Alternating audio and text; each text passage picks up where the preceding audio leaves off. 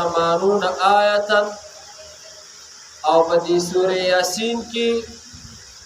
83 آیاتونه دي او 5 رکوعات او 15 کې سره رکوعګانې دا چې سوره یاسین شروع نبی کریم صلی الله علیه وسلم ارشاد دی فرمایي چې د هر یو شیز د پارسه دی یو زړه وي او د قران زړه هغه سوره یاسین دا د قران زړه دی بل یو روایت کې راځي چې څوک د الله د رضا لپاره خالص د الله د رضا لپاره سوره یاسین ولولي وي الله تعالی به د انسان سړي ګناهونه معاف تاسو پوه شئ په دې بل یو روایت کې راځي چې څوک د سحر سوره یاسین وي د الله د رضا لپاره د دې سړي به تر ماښامه پورې سره دې به د آفتونو مصیبتونو محفوظ او که ماښام یې وویل ماسخوتن یې وویل نو تر د سحره پورې به دې سړي د آفتونو مصیبتونو محفوظ دا سره سوره یاسین بل روایت کې راځي څوک چې یو پیر سوره یاسین دروازه په شروع کې وي دروازه په شروع کې سحر په ټیم کې دی یو پیر سوره یاسین ویلي دستا چې دروازه کم حاجتونه الله باغ سره برابرې څوک چې یو پیر سوره یاسین وي دروازه چې دستا کم حاجتونه هغه به سره الله برابرې هرکه سوره یاسین آسان صورت دروازه حاجتونه دې برابرې ګناهونه دې معاف کیږي حفاظت دې بسری کیږي دا شان بل یو روایت کې راځي چې دا چا سه حاجت وي مشکل وي او دې یو پر سوره یاسین وي او دا غینه پس دې سوالو کې الله به دا مشکل آسان او حدیث کې راځي رسول الله مبارک فرمان دي وای تاسو ولو مړو پسې هم سره سوره یاسین وای الکه د ژوندو د فائدې لپاره سوره فائدې مکي ګناهونه معاف کیږي ور حاجت پوره کیږي دروازه په حفاظت کې دارس آفتونو مصیبتونو وایي او چې کله سو وفات شي وي دستاسو نو ولو مړو پسې هم سره سوره یاسین تلاوت کوي دا غي ثواب ته بخښي د سوره یاسین ډېر لوی فضیلت دی او د سوره یاسین د یو څو فضیلتونه تمویل چې یو څو حاجتونه پوره کیږي ګناهونه په معاف کیږي دروازه حاجتونه به الله پوره کوي آفتونو مصیبتونو بسره په حفاظت کوي الکه دا سره کا سوره یاسین دی سوره یاسین به وایو سار راپاس منځو په باندې تاسو یو داسره سار راپاسي دوانان دي صحیح ده خبره پوه شو سار راپاسه منځو کې هم مزیدار سوره یاسین بیا وایي ټیک ده کنه موجود است دیم نه راپاسي دا کامران هم سوره یاسین به وایو حاجی چا سم مشکل وي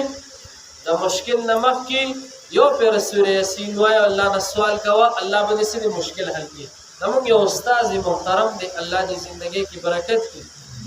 مولانا بشیر الحق مریض اوس هم ژوندۍ اسلامي کې درس کوي مفتی عبدالله شاه صاحب مدرسه کې درس هغه یو ځای مونږ ته په درس کې خبره وکړه ما تاسو هم ویل په کمره کې دما د کتابونو غټ الماری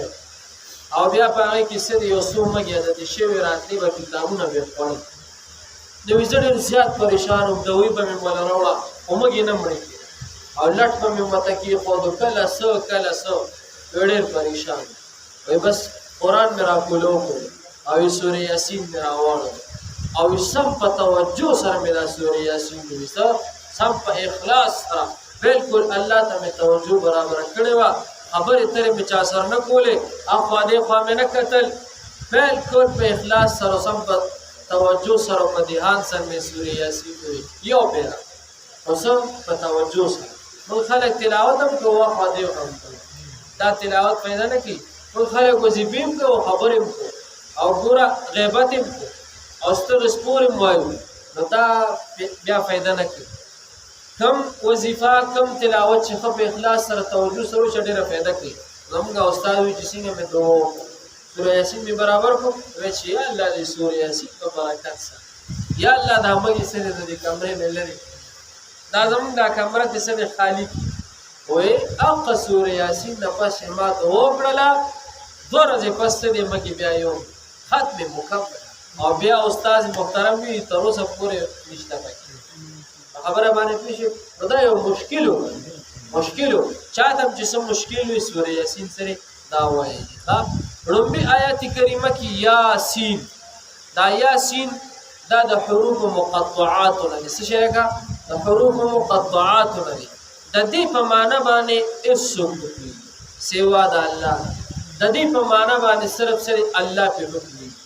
د دې په معنا باندې الله په کوي د دې معنا نه یو تفسیر کې چالي کړی نه چرته یو هټ عالم ته پته چاته د دې معنا سره پته نشته د دې په معنا باندې څو کویږي لکه الله په کوي او دا راز سره الله تعالی پیغمبر علی السلام ته خودل نو بیا به صحابه ته پته او دا د دې معنا چې الله ځان سره سره خپل راز کې خو په دې باندې سره الله کوي اول قرآن الحکیم الله فرمای قسم می دی په دې قرآن باندې الله قرآن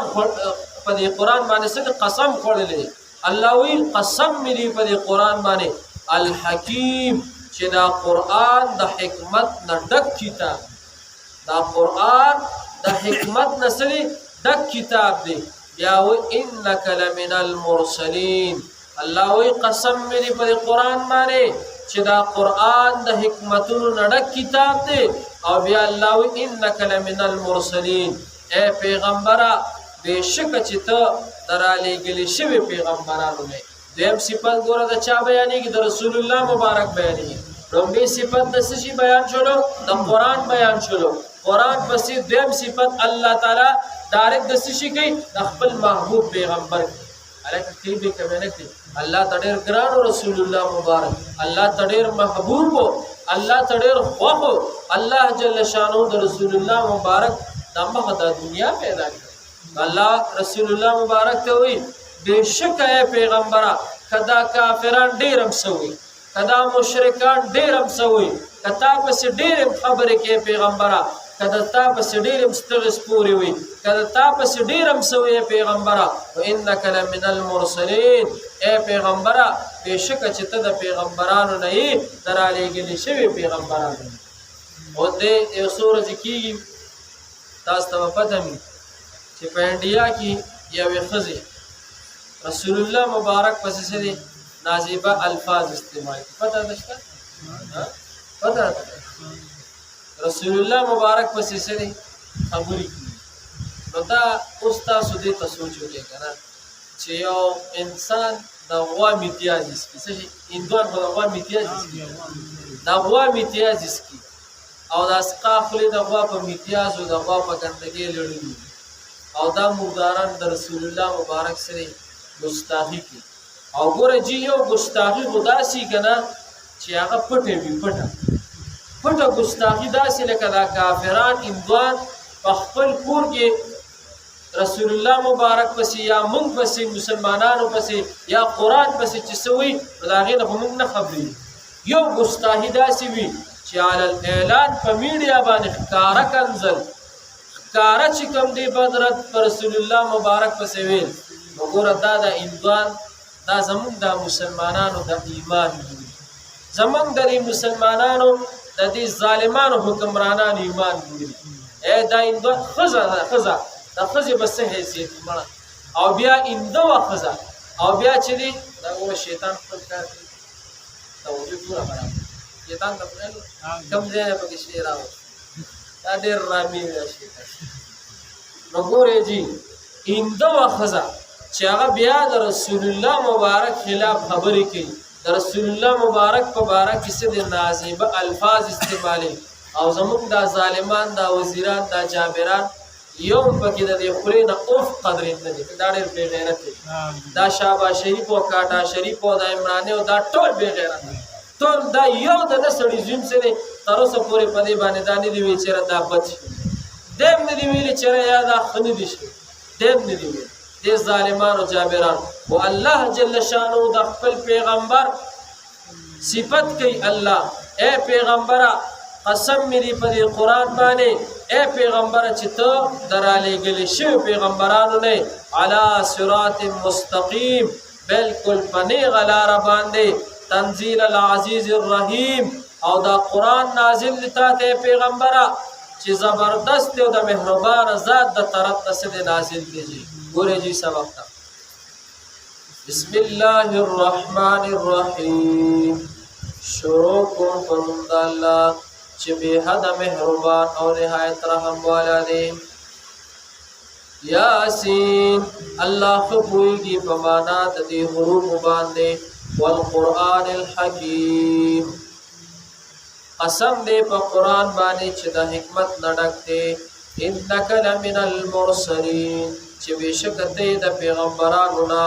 على صراط مستقیم پنی غلاری تنزيل العزيز الرحيم دا قرآن نازل شوی دی تا ته پیغمبره د هغه ذات د طرفنا نازل شوی دی الله جل شانه د طرفنا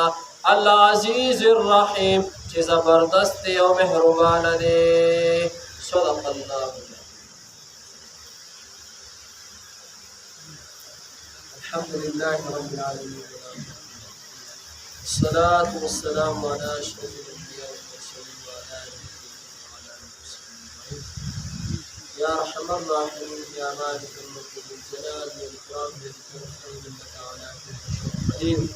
خدای پاک یا الله سورہ یاسین شروع شوه یا الله د سورہ یاسین تر دې وخت پورې چې څومره دا ترجمه وکړه څومره درس مو خدای په دربار کې قبول کړي خدای که زموږ نه څه کمی پیشي شي الله ته ټول معاف کړي یا الله زموږ د پاره دې ټول لپاره خدای د بخښنې د معافیت ذریعہ وګرځي یا الله د خپل رضا سبب وګرځي د دې سورې یاسین د برکته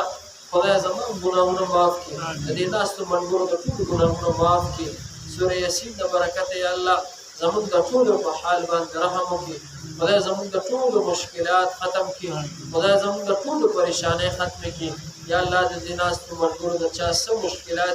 مشکلات ختم کړي چا کورونه کې بیماری ختم کړي چا قرضونه خدای د قرضونو نه بیغمه کړي چا کارونه نشته خدای د سورې یاسین د برکته حلال رزق اسباب ته پیدا کړي چا شته خدای تی په کې خیر او برکت نصیب کړي خدای پاک موږ ټول له خیر راکړي صلی الله تعالی علی خیر محمد و آله و اصحابه اجمعین برحمتك يا ارحم الراحمين الکه د دې دا کار موږ پاتې کیږي دې نه پاتې کې لګ اخلاص کې بیا او چې څوک هم د आवाज او تاسو چې دا کار شي د الله پوره کړي ان شاء الله